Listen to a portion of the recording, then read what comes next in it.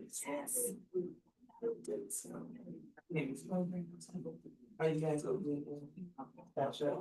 My old singing was St. Johnson last year. Scratch it. They were under warranty. Yeah, we can replace those under warranty and everything. Right. I'm glad they're doing it, but I saw got these ones and they're several years old and so. Not right, not ideal. So I look really erudite, and I just take them all. Okay.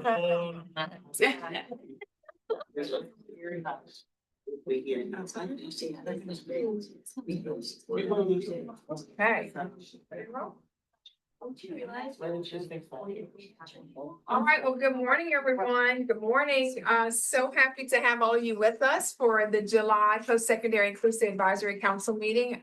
I do not know where June went, but here we are. And of course, I had to wear my red, white, and blue since we're getting ready for our America 250. So just very excited to have all of you with us. I'm Kim Hunter-Reed, Commissioner of Higher Ed. Just really delighted to have you. We have a new member. I don't see Dr. McMahon. I'm right here. My last name was updated. It's not Beatar anymore. You're correct on McMahon, but that's me. Okay, got it. Thank you so much for being here. Thank you. You are Dr. Segura's proxy. Oh, no, maybe I'm thinking, no. She is. So she felt Oh, Emma. Dr. McMeans isn't here. Dr. Segura is supposed to be here. Okay, As and is there another? and Jade is no longer on the Beatar. Yes. Right. Got it. So when you said Mc. Yes. Not- I thought Okay, it was- okay. So sorry. Jade, how do you say Yeah. last name? Yeah. Got it. MINN. It was updated on the forms and everything, so it should be somewhere in the system, because I got my McMahon. updated stuff. We will get that new name on that immediately. With the doctor. Oh, yes. Yeah. That's it. Doctor? She's a doctor. Okay, we definitely need to make that correction too. Thank you. Mhm. Wonderful. Okay, so I'm gonna ask Ebony to take the roll for us. Sure, yes. Dr. Reed, Here. Melissa Bayham here. Dr. J. McMahon here. Dr. Mary Grove here. Tracy Blanchard. Ebony Haven here. Mitch Dillon. If. Lakeisha London. Here. Dr. Shirley Lewis. Dr. Janine O'Rourke. Over. Here. Good morning. Good morning. Bambi Palazzo. Here. Mr. McMeans, Orlando. Dr. Willie Smith. Ms. Brittany Soden. Yes. Dr. Reed, you have a form. Okay, great. Thank you so much. I will now ask for a motion to approve the November 5th, 2025 meeting minutes, which I believe were sent to you in advance and are in your folder. Can we get a motion to approve the minutes? Motion. Dr. Grove, is there a second? A second. Okay, Ms. London, any discussion or opposition? Hearing none, the motion passes. Thank you. Before we go to campus updates, I do want to acknowledge students and former students who are in the room today. We always are so happy to see Mitch with us. Mitch makes sure that we are doing good work, and he's such a great ambassador for the program at Nichols. So Mitch, how are things going with you? Oh, good things will happen today. Yes? Yeah. Schools can be a lot of fun, Yes. and it costs a lot of money with thousands of money. But you're looking really sharp. Thank you. And how's work? Oh, work is great. Yes, so much. I so appreciate it. I don't know if you all remember, but a year or two ago, Mitch went testified to get some money for us, $1 million. Yeah. And he let the legislature know that he had 2 jobs and he was paying his taxes. So that went over really big. And so we are big fans of Mitch, and we really appreciate you, Mitch. Thank you. You do a great job. Tell We me have- where you live, buddy. I live in Terabella, a very rich place. I love it. Independent living Yep, Yeah, he's got his own apartment. and upscale living, I hear. I love it. Okay. I love the luxury life. Oh. Me too. We will be quoting that. Mitch loves the luxury life. Thank you. Good. We have some other students that I want to make sure you are aware of as well. Ella is with the governor's office and she is a student, honors college. Is she here, Ella? Yes, hi. And then we have two EBR students. Introduce yourselves as well. Hi, my name is Vinita Siddiqui, and I'll be a rising senior at Baton High, and my work with EBR and personal. Hi, I'm Elena. I'm also an EBR intern and I'm a rising senior at Baton. Great, thank you. So they have interest in this task force and our work. We are blessed to have a lot of students with us. This is our first year, I think, having three EBR high school seniors with us. And then Ella is job shadowing with us. She is an intern with the governor's office, education policy, but is job shadowing with us today and has a personal interest also in post-secondary inclusive. So very happy to have students with us and all other guests as well. So thank you so much. So I believe next up, we have an update from Baton Rouge Community College on their campus level support of post-secondary inclusive. Lakeisha London will be presenting for us today. Good morning, everyone, and thank you for this opportunity to provide an update on our VERS program at Baton Rouge Community College. I would like to begin by thanking the Board of Regents for your continued advocacy and support as BRCC works to expand inclusive post-secondary opportunities, workforce readiness, and pathways to competitive integrative employment. So what is BEARS? BRCC is intentionally building a workforce-centered model. BEARS, believing in every ability and realizing success, is designed around career readiness, workforce preparation, and CIE outcomes from the beginning. What set our model apart is the combination of a continuum of opportunity, individualized wraparound services, measurable data through the PACE lab, which I'll explain what that is shortly, and a community college approach that allows us to meet the needs of students with intellectual disabilities and other learners who need structured workforce pathways. So I am very excited about our pilot. We are getting started after some transition for the fall 2026. We have 7 confirmed students, but we are projecting a pilot cohort of up to 10 students. This number better reflects our aspirations for our launch while still allowing BRCC to provide intentional, individualized support.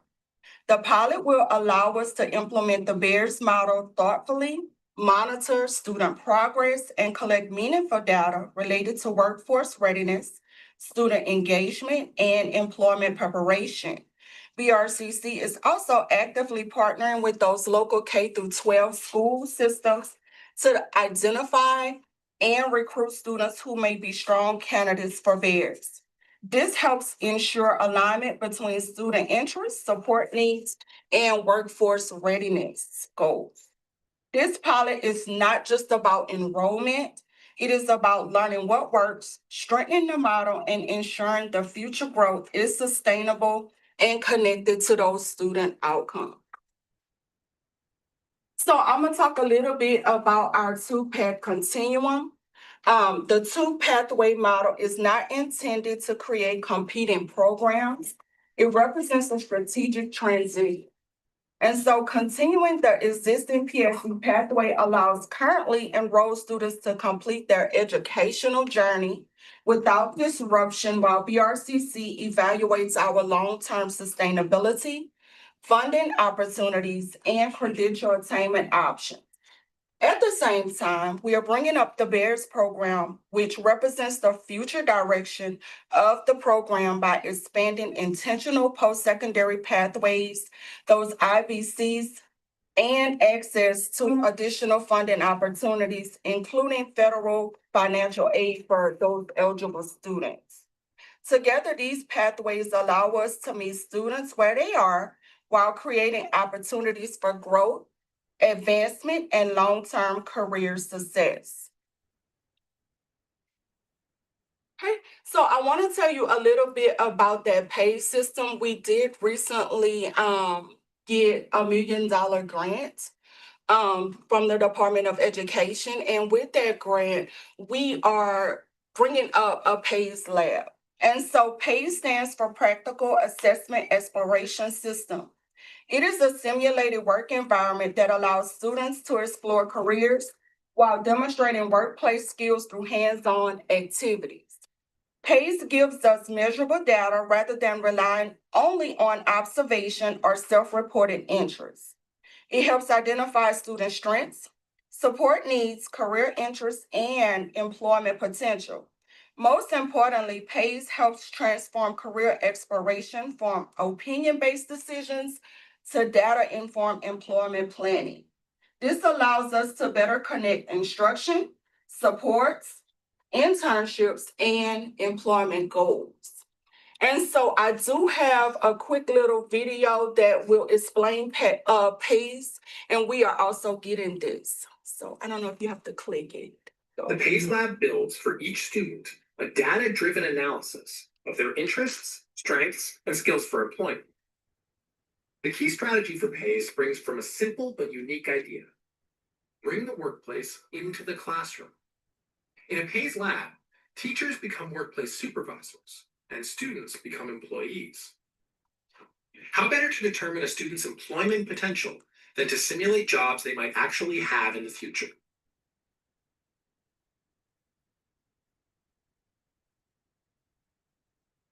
There are three main benefits to this hands-on approach. First, it allows students to demonstrate abilities that would otherwise go unnoticed on paper-pencil question-answer surveys. Traditional tests, which are often challenging for students with special needs, are not part of the PACE assessment process. Second, students don't experience typical test-taking anxiety because they're not aware they're being assessed. Assessment in the PACE Lab is indistinguishable from the daily instruction students receive. Finally, the PACE simulated workplace setting helps students develop workplace independence, which is considered by both employers and special educators to be the most important factor in doing well on a job. The goal in a PACE assessment is to encourage students to show what they can do on their own with as little help as possible, only asking for or receiving assistance if necessary. This approach creates a more accurate, more customized picture of a student's potential while inspiring them to achieve more.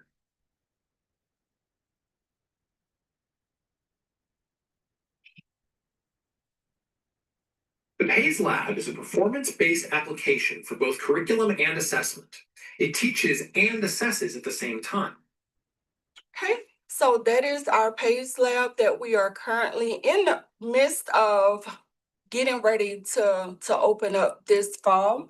And so BRCC will be one of the first colleges in Louisiana to utilize the PACE system. So I'm really, really excited, and I can't wait to share our outcomes with everyone. When paired with the workforce readiness, IBC, PACE becomes even more powerful. So we will be incorporating that workforce readiness, IBC. PACE provides performance-based data that can guide instruction, student supports, career exploration, internships, and employment planning. And the workforce readiness, IBC, helps document foundational employability skills, workplace expectations, communication, professionalism, and responsibility. Together, PACE and the IBC strengthen the bridge between classroom learning, work-based learning, credentialing, and CIE. This gives students both the opportunity to demonstrate what they can do and recognize credential that supports their career preparation. Okay, and so we are going to give the student a full college experience. BEAR is not designed to separate from that college experience. Students will have opportunities to participate in campus life, student organizations, campus events, peer mentoring, coursework, workforce training, credential attainment, and work-based learning experiences. A full college experience means more than just attending class.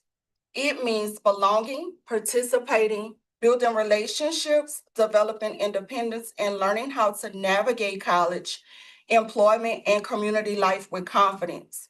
This is where Bears becomes more than a program. It becomes a pathway for students to see themselves as college students, future employees, and active members of the community.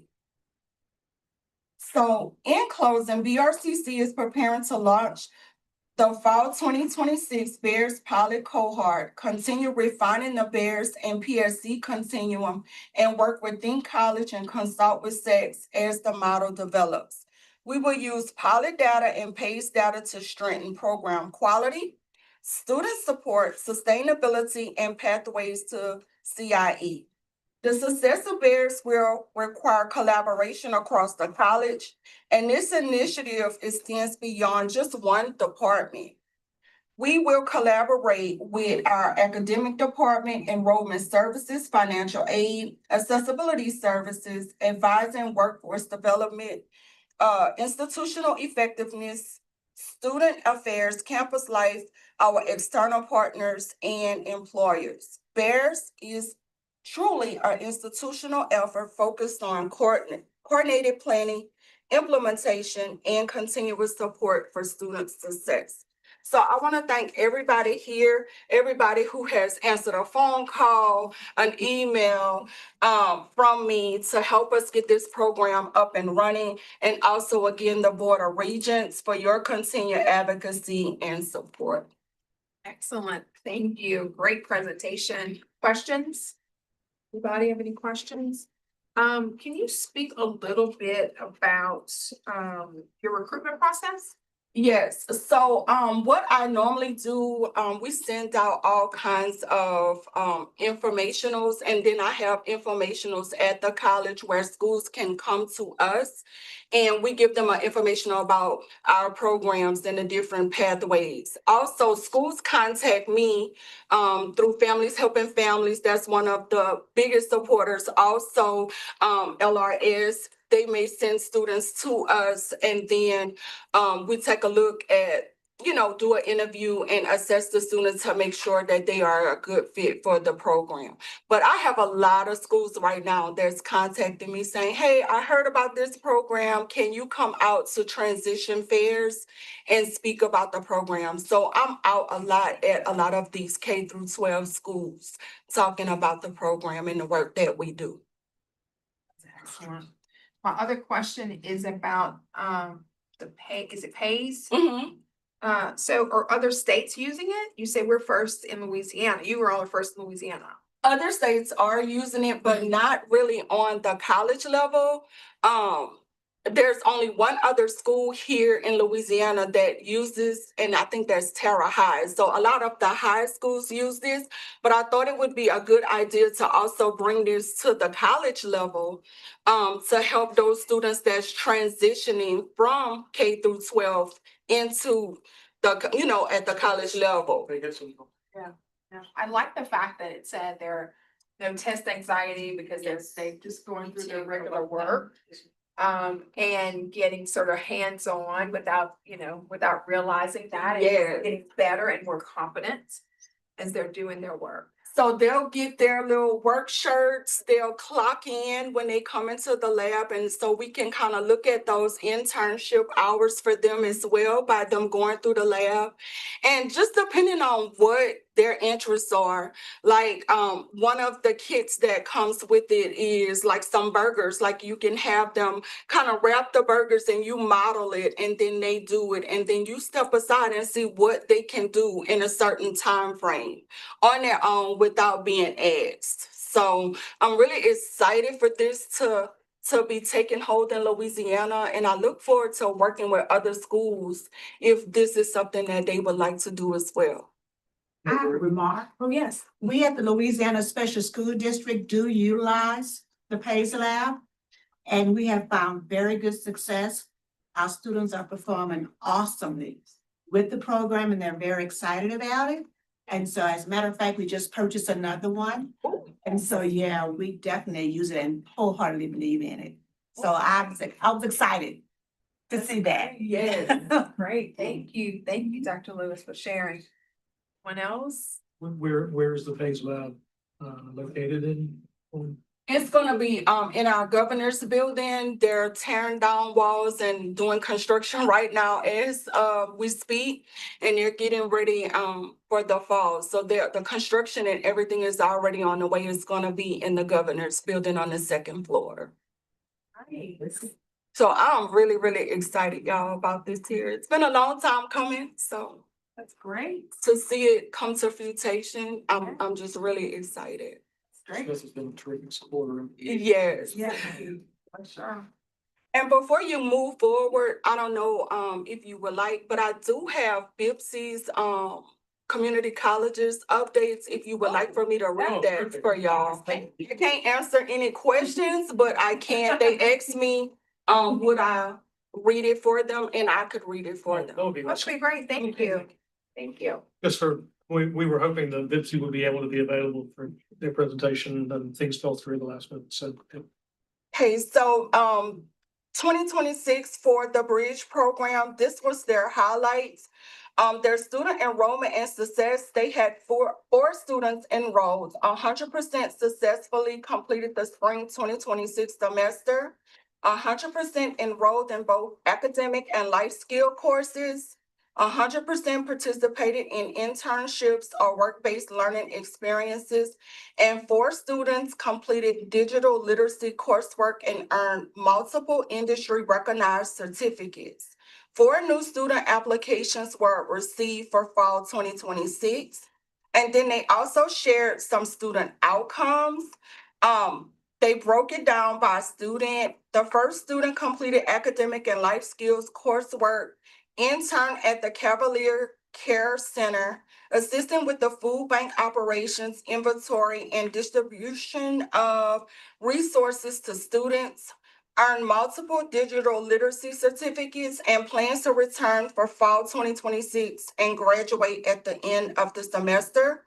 The second student completed academic and life skills coursework. They interned at the BIPSI Library, providing customer service and library support, successfully learned to independently use Train on demand after receiving travel training through Bridge, secured summer employment at Walmart through skills developed in the program, and earned multiple digital literacy certificate. And that student is expected to graduate spring of 2027.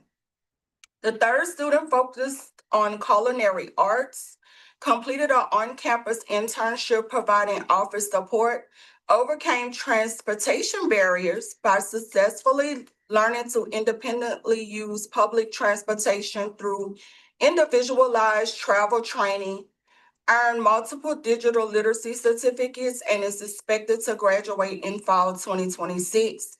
And the last student is returning for a third semester, previously volunteered at the community food bank with the Bridge program, invited back by the food bank manager to complete an independent unpaid intern, a significant milestone demonstrating employer confidence. This student also earned the highest number of digital literacy certificates in the class and served as a peer mentor by assisting classmates during instruction. So the program impact for the spring 2026 semester demonstrated success in several key areas: student persistence and retention, which was at 100% completion, academic engagement, career exploration and internship, digital literacy skill development, independent transportation training, competitive employment, increased student independence and self-confidence, and positive employer feedback resulting in internship opportunities. And looking ahead for fall 2026, 4 new student applications have been received.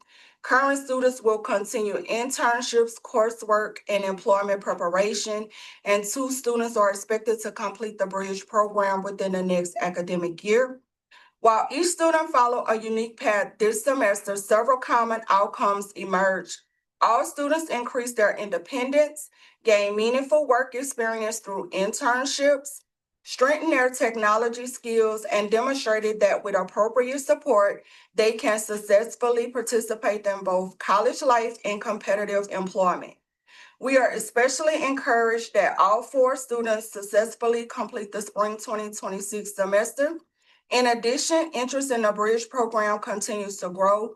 We have received applications for fall 2026, and all from prospective students who learned about the program through friendships with our current students and were encouraged to apply after hearing about their positive experiences. So that was their update. Great, that's excellent. Can you all remind me before we move forward, are most of your programs a year or 2 years?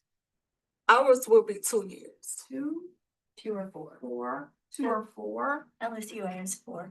4, okay, got it. Is that pretty much? So most people are doing 2 or 4? Most are 4. Most are 4, okay, got it. Excellent, that's great. Thank you for sharing that update, appreciate that. Thank you. And we're looking forward to taking the road to BRCC to check out. Yes, so let me know when y'all wanna come visit. Let us know when you're ready. We're not gonna just show up, right? Let us know when you're ready. Okay, great. Thank you again. All right, let's see. So I think next we're gonna talk about the budget. So Mitch already set the tone for us at the Capitol, or as they say at the Pointy Building, and more people are helping, right? Yep. Yes, so I think Tristan's gonna give us an update. I'm very happy to. So you'll remember in the 2025 session, there was legislation to put money on an annual basis into the fund for us to use. And those funds come from the sports betting taxes. This was the first year that we had this. And so we were waiting to see how that, and what kind of flow would we get from the sports betting? Clearly, World Cup's happening right now. That would probably help a lot. All those kind of things. So this year, in the end, so right now we sit at an overall balance in the fund at $4 million. Oh, wow. Which is terrific. So we got a little bit shy of $3 million this year that came to us from the sports betting fund. We didn't know that when the session was unfolding, and so we needed to be a little conservative about getting the budgetary authority for the coming year. And also, I mean, reality is we only have 1 year's data, so we don't really know it's going to be $3 million every year. Will it grow? Will it drop? We don't know any of those things, and so we did ask and were approved to have budgetary authority for $2 million in this current fiscal year. So that's today. Today is the day for us to decide. We have the opportunity today to make a decision as to how to allocate those $2 million. When we asked for that budgetary authority, we had to give them at least some idea about how the monies would be spent. The plan that we recommended to them at that point was that, you'll remember, we have 9 established programs across the state. We recommended that we give each of those 9 programs $150,000 from the fund. At that point we had 3 programs that were in the process of establishing. We just recently, just yesterday, that Fletcher has changed their plans and will not be. So we have 2 programs that are building. BRCC, of course, is one of those. And so we recommended allocating $75,000 to the programs that were in the process of launching. So then that gives us some money left over. Altogether, that's $1.5 million that we've now allocated.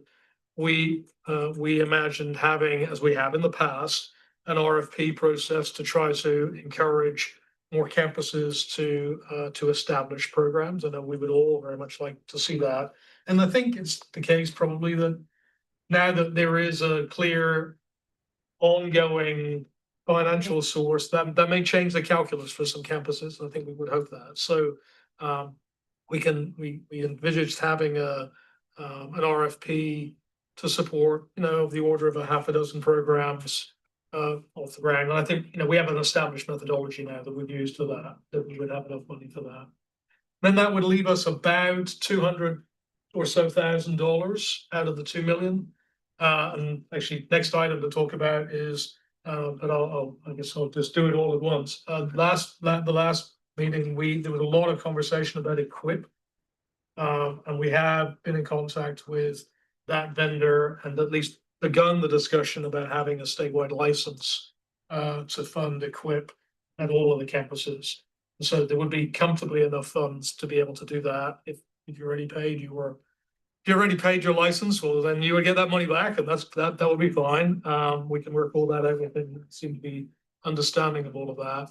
And then that would give us a little bit of a balance left over for a rainy day, something unforeseen. We would still have $100 or right at $1,000 that would give us at least some flex if something came up, or there was another large purchase we all wanted to do together, or some such thing. So let's say that was the proposal, and I guess that's at least a starting conversation for us today.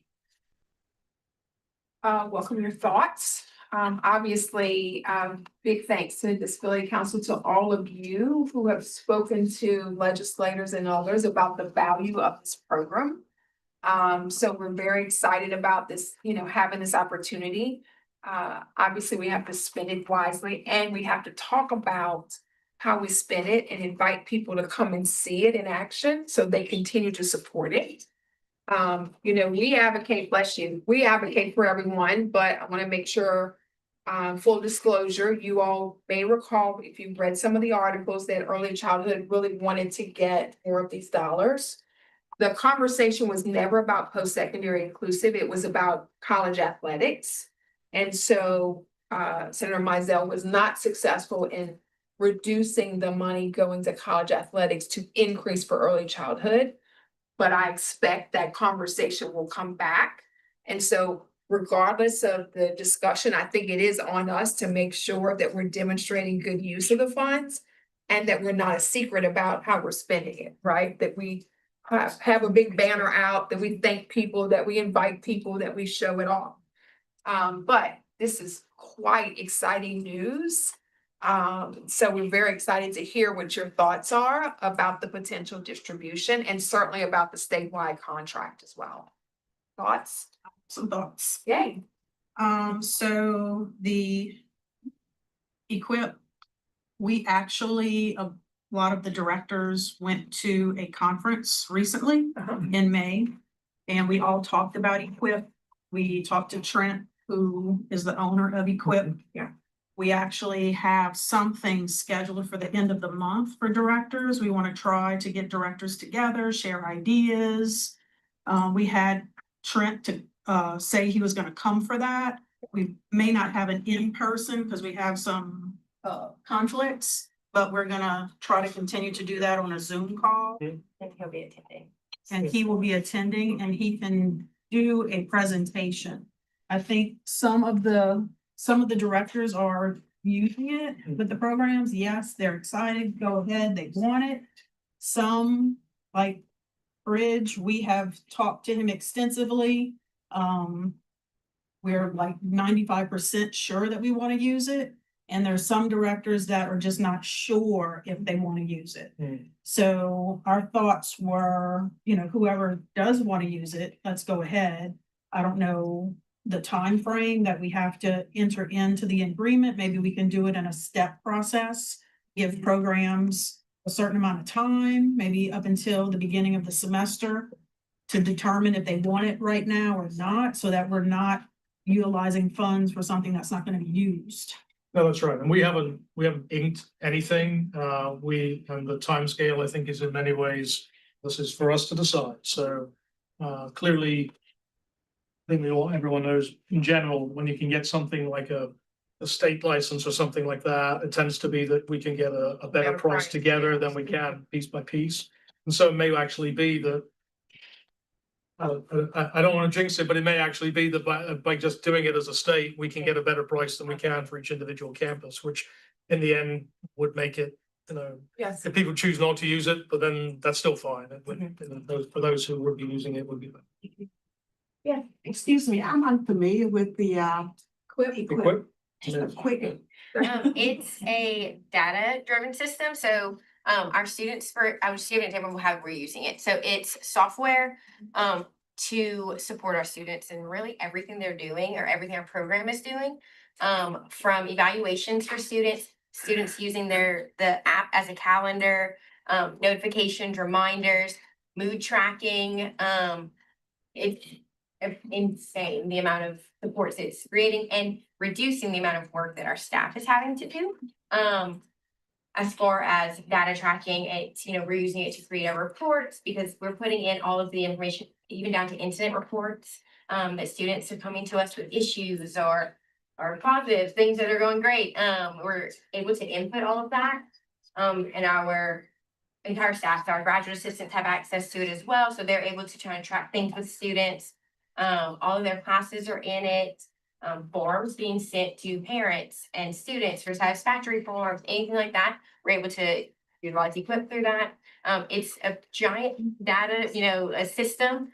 But we started using it, started using it in 2022. We were a pilot program.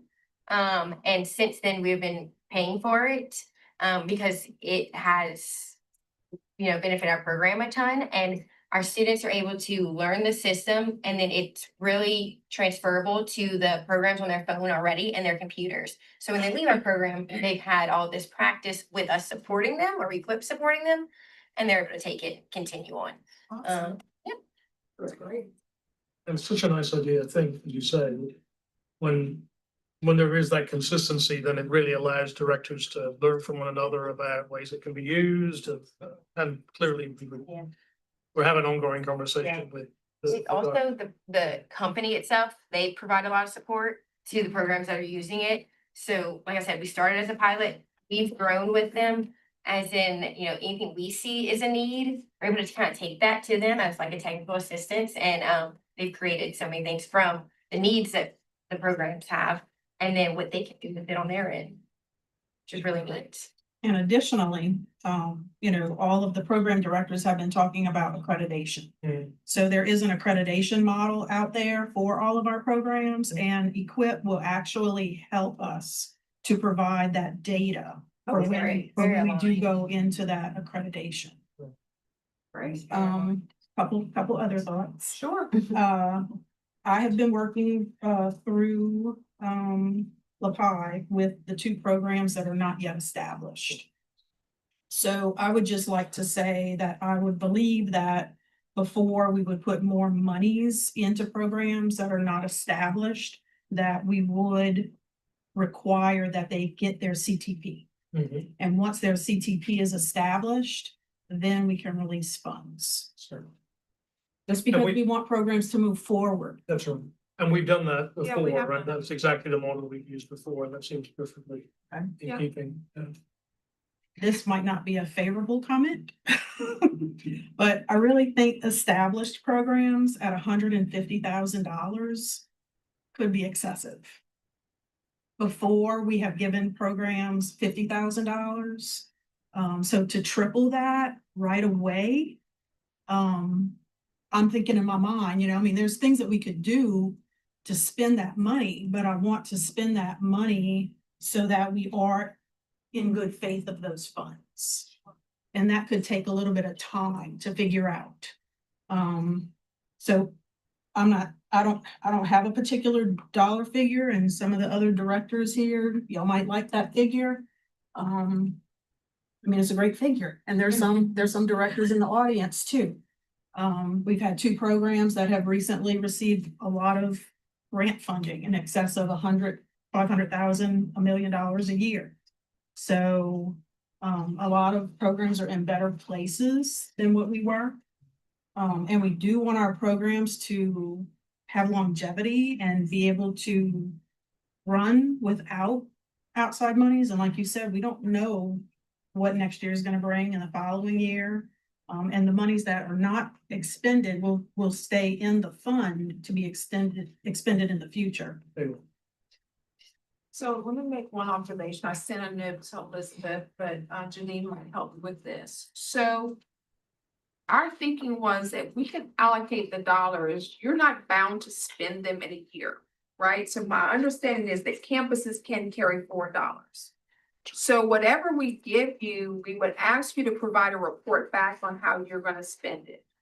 So if you decided to allocate it over a 2 or 3 year period, because we only have 1 year of funding and we don't know where the funds will go up or down, that would be smart, but it also would allow you to let us know. The risk we run is if we hold too much money back, then it makes the argument that we don't need as much money. So I want to be full transparency and cautious about responding, right? We want you to have the dollars, and sometimes to grow your program and to have confidence, you want to know you have enough money in the bank for the next year before you need it. So we're gonna, this is your task force. We're here to help. So you tell us the number you're comfortable with. There's Elizabeth. But I want to make sure that you have that option. I think we regions get criticized if we hold the money and not share the money at some dollar amount. Elizabeth, the question, Elizabeth Bentley Smith is our deputy commissioner. So we're talking about the budget. Yes, ma'am. And the excitement about the sport fund. Yes. And the comment was made was we may not be able to spend the institution's 150 in 1 year. They have the ability to carry forward over time, correct? 100%. Your institutions can take the funding and put it off budget or move it as needed from fiscal year to fiscal year. Not a problem. Yeah, I would make sure to have a conversation, a proactive conversation with your individual CFOs and your department heads to make sure everybody's on the right page and left page. But most definitely. So. Okay, that's what I needed. Oh, okay, that's easy. Thank you. To Dr. Brett's point, it is hard when we don't know if there's gonna be fluctuation that you go and lock into a contract for, like, let's say equip, just to use that as an example. So it is kind of a tricky spot to be, but look, we'll take any money we can Yes. get, as long as we don't, it's not swept at the end of the year. Right. Yeah, so that helps you plan, not just for current year, but maybe year two. Yeah. Yes. I have a question. So one thing that we are starting to see now that there's more 4-year programs, LRS cannot always support that 3rd and 4th year depending on what that participant's vocational goal is. So it's a very VR is a very individualized program. And so we are starting to get into some situations where we can't financially support that 3rd and 4th year. So could that funding be used for those students that VR cannot support? Scholarships? I sent Elizabeth out. I shouldn't have done that. So I'm sure that the legislation has some guidance. I don't recall it, but we will grab that information for you so that you all have the opportunity to think about student scholarships and other things that you want to do to sustain your programs over time. So we'll get that information. It's a great That's a thing. great point. Because I know they always like it when you're actually spending money on their constituents. Yeah. Sure, sure. And we can make it clear when, clearly, once this body is acted to say, yes, this is the way the funds can be distributed, then we can create that more detailed guidance to say, look, we're gonna need some broad budgetary plan as to what you're gonna do with those $150,000, if that's the figure we choose. Yeah. And we can give some guidance to say, and these are the kinds of things that you can use the funds for. Yes. You tell me, what is the percentage that we're getting from the sports betting? Elizabeth, what is the percentage we're getting from sports betting? From post-secondary inclusive? Yes, 2, 3. I want to say 3%. No, it's okay, don't worry about it. Thank you. 3%, yes, ma'am. Okay, and then the next question was allowable use. Yes, ma'am. One comment was made that scholarships might be really helpful. Yeah. Do we have some allowable use or things that we cannot do? I don't recall in the statute, in the legislation or statute, it being specific Okay, or exclusionary. Okay. So my understanding is that the funding can be used for whatever the institution feels is the best needs, of the dollars, okay. for sure. So I would think 100% a scholarship would be an appropriate use if Okay. that's what they would like to do. Hang on. I'm not gonna move now. Any other questions? Yeah. question from a parent. I believe. Well, You said it's question, kind of sorry. moot, but what I was gonna ask about when you were talking about equip. Does the university, and I'm talking about everybody who's at the tables, does your university already have a program like that that's inclusive to what you can do instead of recreating and keeping it something that's only, specialized for special kind of thing? Something that's inclusive. No, the person who created it did a lot of research there. He's from Alabama and worked with the Auburn program. And kind of figured out what was missing from the way universities do things and different systems and whatnot. And it kind of brings everything back to supporting the whole student, within the program and outside of the program. Well, I guess my point being is what you're looking at with your budget. What are ways that you can utilize the university as opposed to looking at your little corner of the world with your program and looking at how can you pay into the university and say, we want to be a part of this.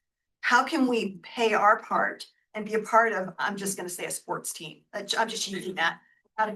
Or how can we utilize this program that the university already has and be a part of that?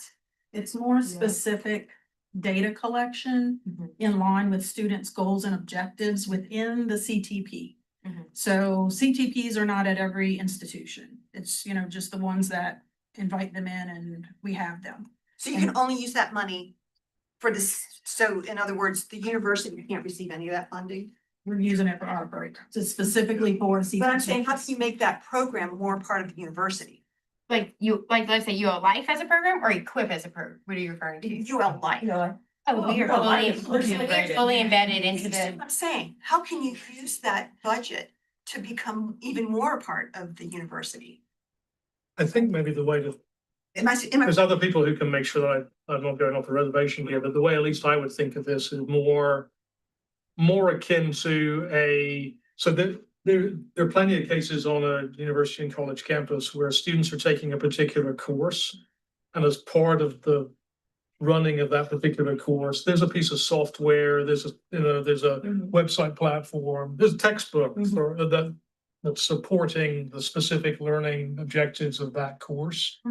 And at least in my head, Equip sort of feels a lot like that. But of course, actually, there's a lot of efforts happening right now to make all of the web presence for all of the universities and or regions, agency parts as well, be more accessible in general. There's federal law that sort of talks about those expected standards, but that accessibility is not the same as the kinds of support structures that we're talking about for this particular software platform. So it's not like they're excluded from that work, but they're not synonymous with one another. So I think it sort of feels like it's more like a course-based resource that's part of the learning tool. Like our students are still utilizing the same course structure and Moodle and all the things that the university is doing. This is going to support them outside of that and really help them learn different systems. Scaffold of things using these things. Gotcha. Just curious, was on the mind. Sure, and just to support that idea, I think it's also very important on the flip side that these dollars should not be used to trump any funding that's already being used to assist with any type of ADA accommodations or these types of, software programs. The ADA is federally mandated. The software accommodations are assisting all students, correct? These dollars should be specific to what the needs are for the post-secondary inclusivity programs. And if it helps in other ways as well, which I'm sure, and of course it will, it should. But I want to make sure that the focus of the dollars don't suspend some of the other work that's being done for all of the students as well. I think, the focus should remain on the inclusivity program and what they can do. I certainly don't want our institutions to see the big numbers and think, oh, well, we can use this for that. That's not an appropriate action either. And I think that's basically where I was going with that is how do we continue to make it more inclusive as opposed to starting new programs. Sure. Yeah. Sure. We do want to make sure it's well spent for sure. And that we're not recreating things, right? So I do like, if you all agree with that, I do like the idea of the sort of statewide contract, if it is a tool that has utility and is gonna be good for everyone. So do you know what the potential cost would be for a statewide contract? But do you remember, it was right at, it's of the order of $100,000. 100,000. Okay, got it. And I do believe with the increased amount of monies coming to the programs, I think one of the things that was a little apprehensive was how are we gonna find time in the day to do this? You know, so this could be a student worker or a graduate assistant, you know, we're gonna have the funds available to help too, because data collection it's a lot, you know? My only other thing, I think this is my last comment for now, is that we did not mention anything about LaPi. So just in your, and we've gone back and forth about, you know, do we need LaPi, you know, to be funded or not? And, you know, we said as directors, you know, we can get together and do things, and the big function of LaPi was to help new programs come on board. And it's very time consuming. And as a director, you know, I'm not a director, I'm a faculty advisor. I'm a full-time faculty member. I teach classes. I have student, residents that I observe. So whomever, it's a lot of work to help a new program come on board. We have 2 programs that still haven't gotten the CTP. It's a lot of inner workings to figure all this out, the scheduling and, you know, so at this point, if we will continue to have new programs coming on board, I think we should look at funding LaPi in some sense to be able to support those programs and continue the good work that it does. It allows us to go to 1 conference a year, just pays for 2 people's registration, which isn't that much. It's, you know, consultative work, which, you know, I'm primarily doing, but it could be expanded to other people. You know, I keep saying I only have 2 more years left, and it's coming. As long as every year you say 2 more, it's okay. That's right. Hold it to that. So there's certainly flex in the budget that I presented to provide those funds, if you had a dollar figure What in did mind you for. provide last time? 100,000. Well, how long ago was that? That was 2+ years ago. And was it spent in a year or 2? There's a little bit left. Donna Reno is here. She's at Southeastern, and Southeastern is the host Okay. of LaPi. Got it. That's correct, yes, Mary. 100,000 for 2 years is about 2.5 years a budget. It's been a couple years. I know that the funds are dwindling.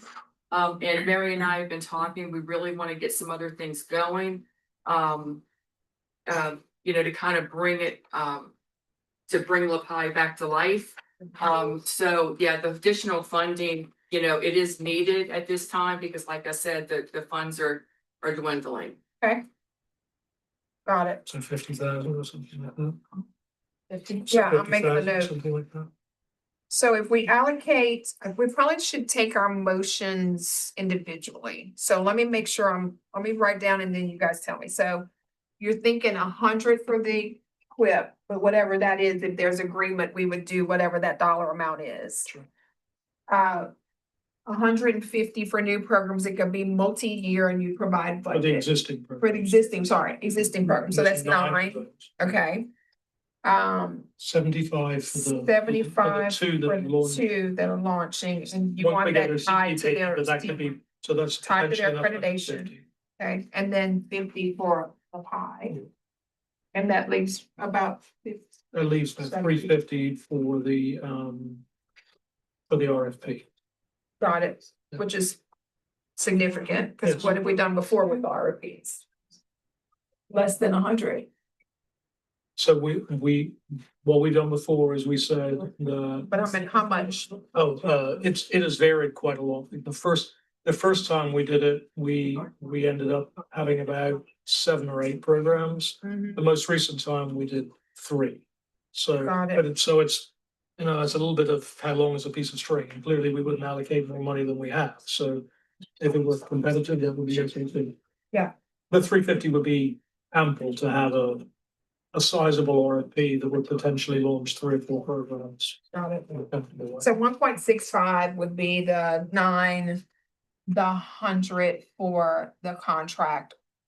50 for LaPie and 75 for 2 new programs once accredited.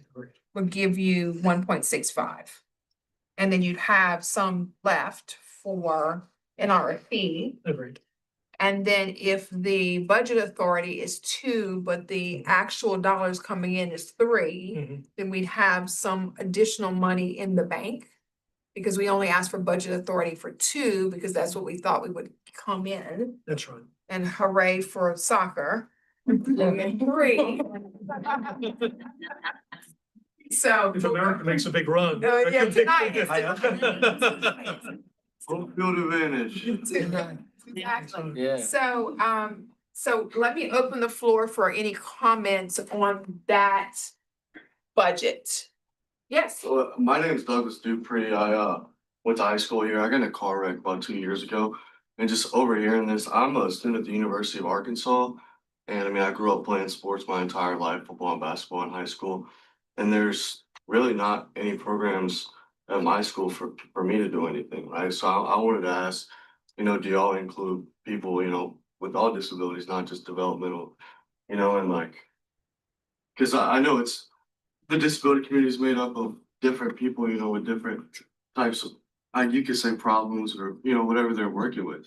And for somebody who, in a split second, their life changes and they have to reach out to LRS, you know what I mean? And they have no idea where these resources are. And then when they get out in life in college, they're just starting on their own from scratch and they have no idea what to do. Do y'all, you know, reach out or are y'all open to having these kids, you know, be involved in what they can do? Melissa, do you want to speak to? I don't know. So Dr. Bro probably can articulate this better than I can, but in order to be a CTP, part of the application process, I believe only individuals with intellectual disabilities can. Have to have a diagnosed intellectual disability to be a part of a certified transition program, which is an application that each university or community college chooses to pursue. So this is specific for, and this comes from the United States Department of Education, the Certified Transition Program, that the highest criteria for programs is to service students with an identified intellectual disability. Right. So there's nothing, and. So that's just this program, but I think your question is, Yeah, y'all, like, what else is out there Yeah, for at students? the university. What else is out there for students? There's tons of stuff. You know, it's just to go in disability services or access centers at every university. They would have the answers to all of the different things that each university has, because every university can have something different beyond what ADA and disability services have. Yeah, I mean, I do understand that.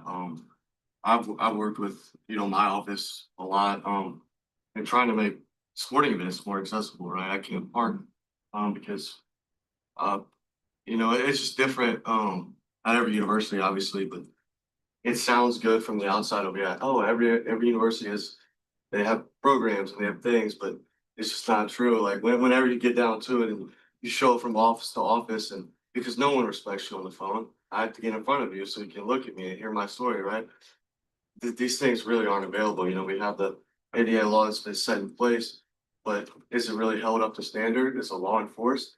Are people educated about it? No. You know, are people taking advantage of our right to life? You know, yes. Like for me to get out and park somewhere, I can't walk. I didn't choose to walk. And then I get out and someone pulls up next to me and then walks upstairs. You know what I mean? So I don't know. I feel like, you know, the whole ADA community should have some programs and things where we should be able to be included in that. Because as long as I know it's not a developmentally like disability, but it's definitely a different life, but excluded from a lot. So I don't know. I'm just like curious about, I mean, yeah, I don't know if the money goes to that, but would that be an idea of creating something, for people with other disabilities? There's a lot of people around this table and in this room that are advocates. Yeah. And, I definitely appreciate what you are saying and, there's probably a lot of people here that you could talk to and get different Yeah, I'd love avenues of pursuing lots of different Absolutely. things. I'm a student worker. I started 2 days ago. So, I'm trying to be vocal and hear as much, my life.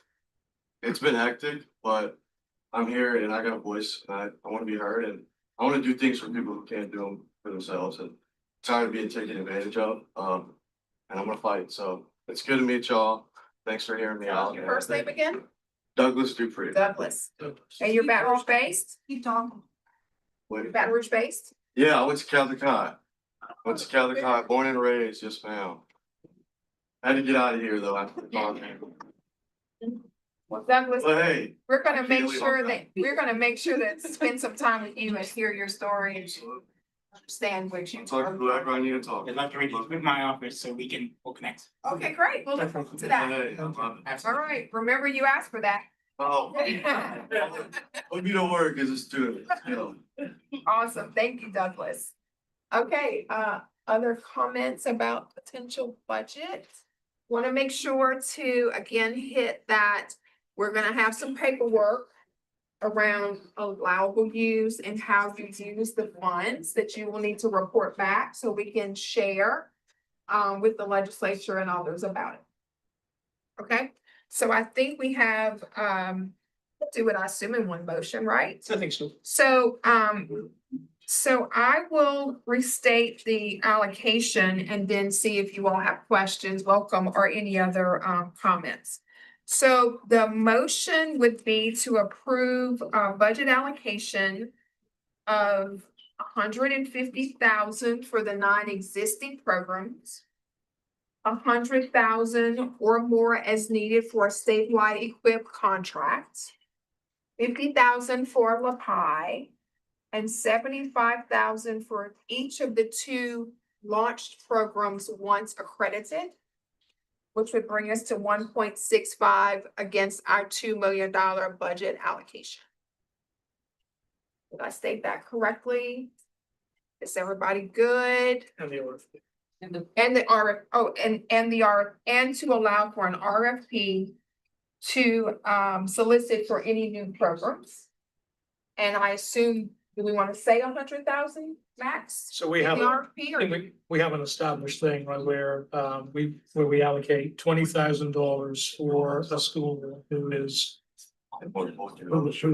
As a, yeah, Yes. the launch phase. Yes. And then once they get CTP, then They get- then they get another 60. Got it. So these existing programs, I don't remember if they were in the first round that received all of the funds. We can check to see. We'll check. Because they might still have 60,000 waiting. They might, I mean, exactly, if they don't receive they don't have their CTP, then there may be other folks with their. Right, so we wouldn't do both, we would do either or based on that. So everything I said plus the RFP. Okay, so that'll be over 1.65, but we are under the $2 million budget allocation. So are there questions or comments against that proposed motion, proposed action? Okay, if there aren't any questions or comments, we will see if Mitch wants to make a motion to approve. What do you say, Mitch? Should we approve? Yep. Okay, we have a motion from Mitch to approve. Is there a second? Second. Who's second? Oh, second from Donovan. Is there any further discussion? Is there any opposition? I guess I should say, since it's a lot of money. All those in favor say aye. Aye. Any opposed? Motion carries. All right. Okay. So we have some work to do on both the equip contract, the RFP, and the budgetary information out to you all. Need Elizabeth's comment about speaking to your finance officers about multi-year. Please make sure that we have a big megaphone saying thank you for the funds and talking about how we're allocating those. Consider scholarships and student worker, grad students, things that will allow your program to move forward.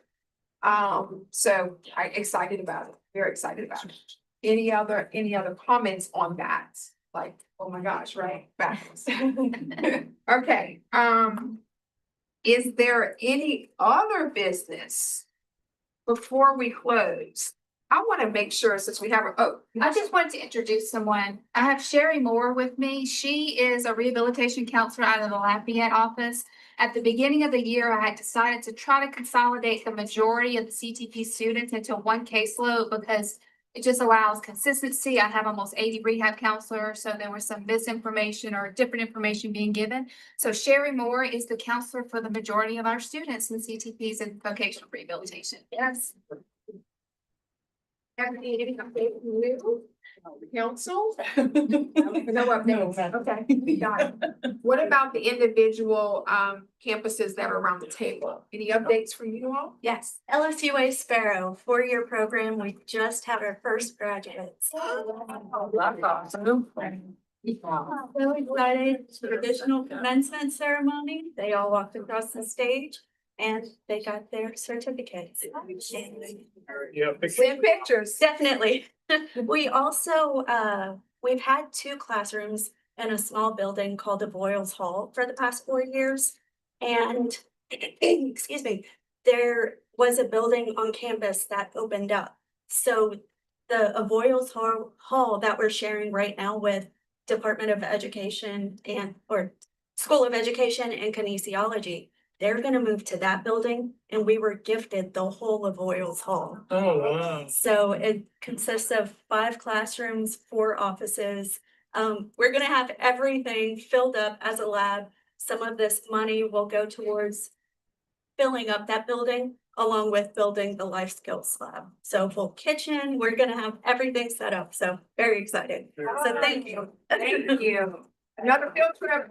That's coming up.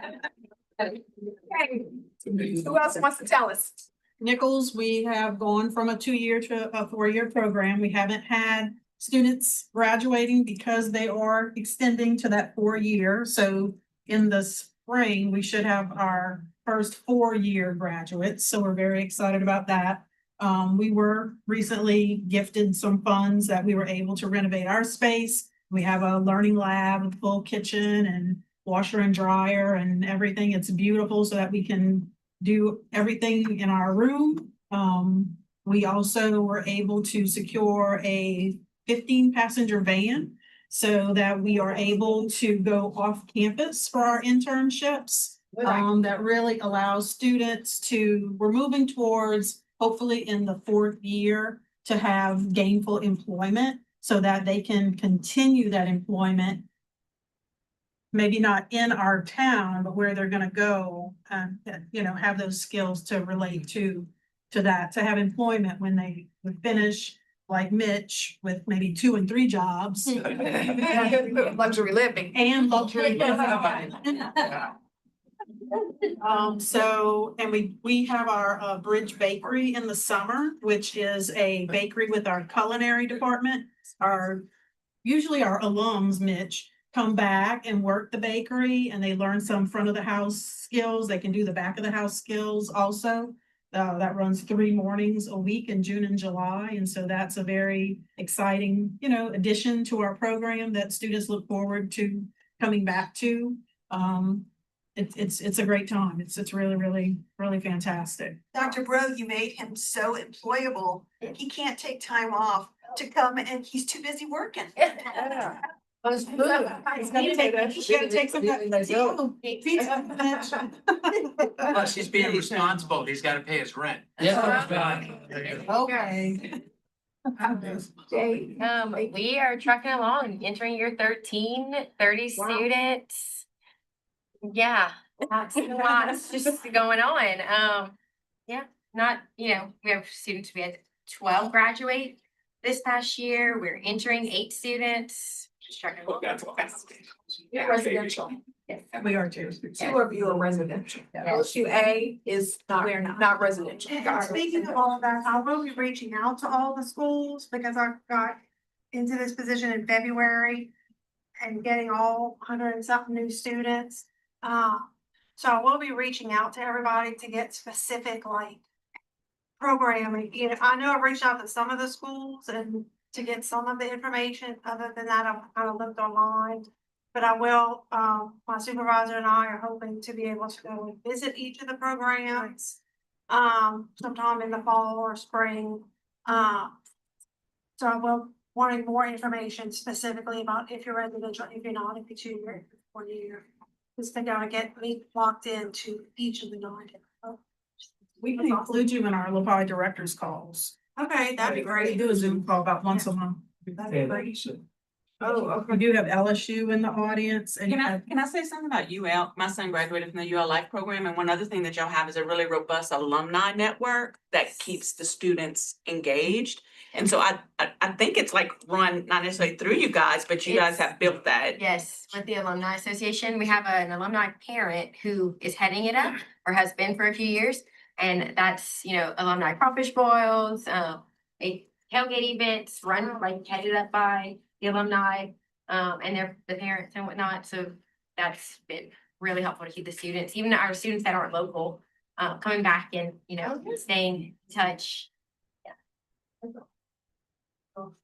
LSU, I'm told LSU's right here. And I know Dr. Mooney and Ally worked really hard and have some wonderful updates. So I'm gonna let you share that. Yeah, thanks, Tracy. Thank you all.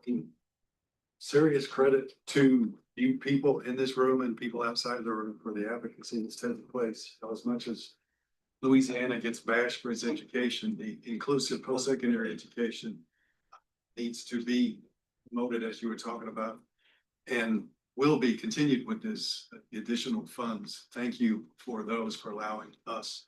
We did receive, as Mary said, along with Lakeisha and BRCC, a TIPSIT grant proposal for the next 5 years. Thought process with respect to all of this is that potentially, you know, as there is collaboration, coordination, as hopefully we as TIPSIT schools, and then there's actually, you know, former employee at the UL Life program who's now associated, fully employed with the National Coordinating Council. I mean, there's just a lot going on in Louisiana. Maybe there is, to go along with the Board of Regents master 5-year plan, the same kind of planning that all of us could do, since we're talking to each other now, and the possibility of a, you know, a TIPSIT proposal in the year 2030, because those are 5-year programs. They can be done as consortiums. So maybe that's something that we can consider with these funds going forward. But LSU will host its first full cohort of 12 incoming students as a freshman class. We are in the process of expanding to a 4th-year program. We are developing kinds of curriculums and financial literacy, emergency preparedness, and some other areas to be able to develop ourselves. Hopefully we'll be housed in a new place sometime in the next 20 years as well. But thank you all. Your advocacy is. Yes, I can. Awesome, thank you, thank you. Anybody else? Southeast? Oh. Hello, everyone. I think I'm the newbie on the block. I've only been with Southeastern since September, although my son has Down syndrome and he will be a senior in the Lions Connected program. So I've worked along with LRS extensively and they've done a great job. So we just graduated 4 seniors and we have a new cohort of additional 4 students coming in as freshmen this year. I am so thankful for the funds that are going to be provided to us, because I can definitely spend that and more in the next week. A lot of things that I want to do with Lions Connected, and I'm very excited to be here. So thank all of you all. Thank you. Great, okay, any other updates for the good of the group? Yeah, this is Bambi. I just want to say, I saw on social media last night a new video that was put out by LaPi that was very, oh, y'all gonna show it? Okay, it's a quality production. I was really excited about it, so I shared it all over social media. It's here, everything has it. Oh, okay, well, let's see. This is a product of the monies allocated to LaPi. Oh, wow.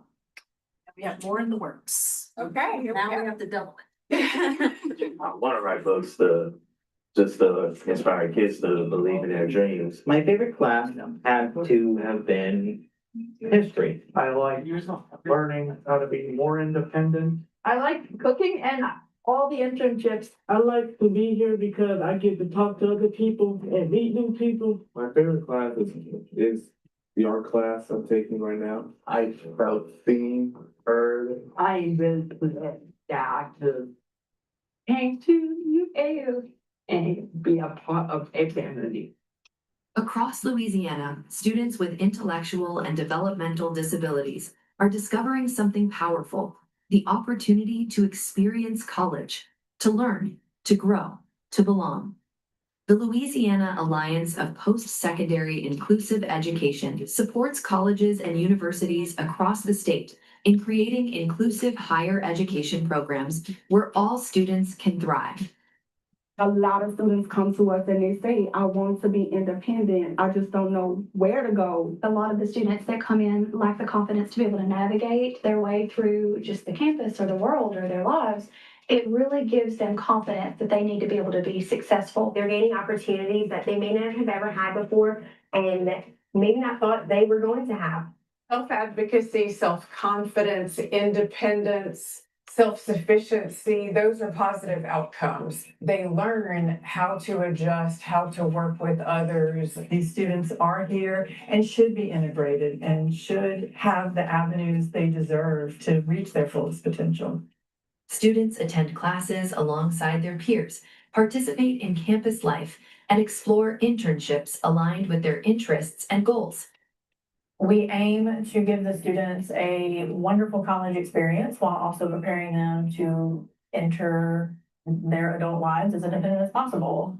We want to give them a social experience. We want to give them social opportunities.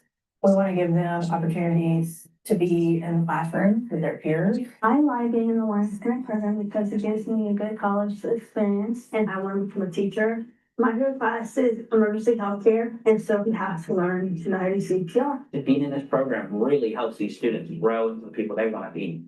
And to see that in action is just so crucial. I'm gonna be a dairy farmer. I learned about how to save money and how to manage it. And I'm gonna use my budgeting skills to sell some of my dairy products. They can look back at when they do never know on what they learned in the program and say that, okay, I have this experience and I'm confident enough to be independent. The classes that they take, it builds on their skill set. They see themselves doing things that they never imagined. With the right supports, they build skills for independence, employment, and community involvement. It develops their workforce readiness, independent living, socialization skills, and it exposes them to a university experience, a university campus. And that's what's important about it, as well as the fact that they impact and influence others. It's important for the students to be involved on campus because they matter and they deserve the opportunity to go to college. They're forming the relationships that are allowing people around them to learn patience, to learn kindness. These programs open doors, helping students grow in confidence. They form friendships, discover new passions, and take part in traditions that define the college experience, including walking across the stage at commencement. And they prepare for meaningful futures. It feels like you have done enough and you have how hard work you did and you showing commitment and dedication. It feels great. It makes me feel like I have that freedom. People respect me, know what they want, and know how to advocate for what they want. And that is something that people so understand and realize. LaPi helps expand inclusive post-secondary education across Louisiana by supporting new programs, strengthening existing ones, and connecting campuses through shared resources and mentorship. Together, we are creating more opportunities and more inclusive campuses for students across Louisiana. It's another group of people who add a perspective, an experience, and skill set that other students may not have. They create a richer and more vibrant and deeper shared learning environment. It's just important for them to feel that inclusiveness on campus and in the community and all of those things that they're learning while they're here on campus, those are transferable skills that they'll be able to take with them when we finish our program. Our world is full of diverse people with diverse needs, and we belong to one another. And it is important that we socialize with one another of all ability levels, and we have to support one another and navigate through this world. And I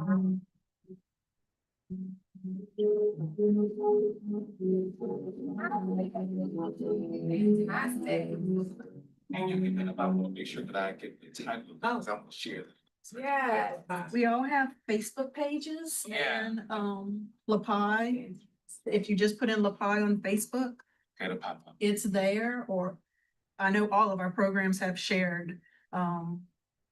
And we're trying any program that does not have Facebook, I am pushing Facebook. That was fantastic. Thank you for mentioning that. So we got to see it. We will pass it on to our comms team as well to see if they'll push it on social. And if that's okay, and we'll repost as well. But that was great. And hearing from the students, right? That's the most important part. That's the most important part. Okay.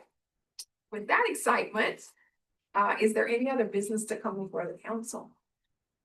I'm sorry, it's me again. I just want to acknowledge that LSU hosted the, was it the post-secondary inclusive day? What's it called? IPSC Day. First.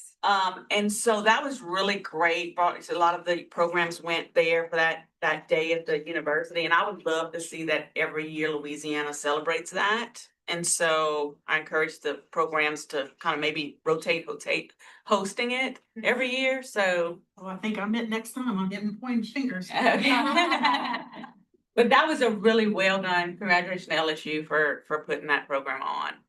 We enjoyed it. Right. Thank you all for coming. It's neat. Thank you for hosting. Awesome. Good. It wasn't too bad. All right. Anything else? Weather notwithstanding. Yes. Okay.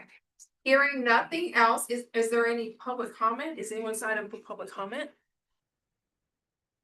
No, no public comment. All right. Is there a motion to adjourn? Okay, Dr. O'Rourke has moved that we adjourn. I assume there's no opposition, so we are adjourned. Thank you all so much and have a great and safe, happy 4th of July holiday. Great meeting.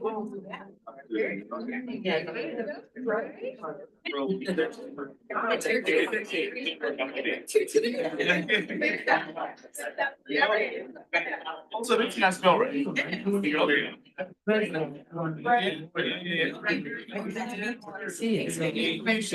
don't know.